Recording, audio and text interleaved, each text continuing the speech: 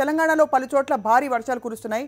రానున్న 3 రోజుల్లో రాష్ట్రమంతటా కూడా భారీ వర్షాలు పడే సూచనలు ఉన్నాయని హైదరాబాద్ వాతావరణ కేంద్రం తెలిపింది. బంగాళాఖాతంలో ఏర్పడిన అల్పపీడనం బలహీనపడి ఉపరితల ఆవర్తనంగా మారి 3.1 కిలోమీటర్ల ఎత్తులో ఉంది. దీని ప్రభావంతో కోస్తా సీమలతో పాటు తెలంగాణలో సైతం నైరుతి రుతుపవనాలు చురుగ్గా కదులుతున్నాయి.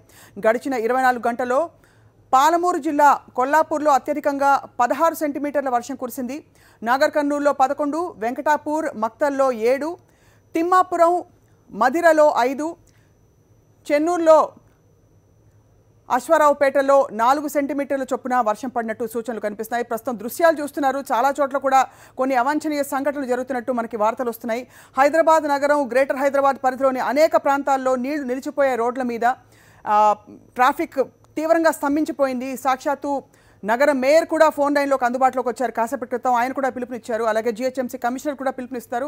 ప్రస్తుతం ఇళ్లలో ఉండేవారు సాధ్యమైనంత వరకు అత్యవసర పనులుంటే తప్ప కదలవద్దు, ఇంటి పట్టునే ఉండనని చెప్పి వారు హెచ్చరిస్తున్నారు. ఎందుకంటే రోడ్లన్నీ కూడా జలమయం అయిపోయాయి. చాలా చోట్ల కార్లు బాగా లోతు నీళ్లలో ఇరుకుపోయిన సంఘటనలు చూస్తున్నాం. ఒక చోట అయితే రామాంతపూర్ దగ్గర బోలక్పూర్ దగ్గర గోడ కూలి కొంతమందికి తీవ్రంగా గాయాలైనట్టు తెలుస్తోంది.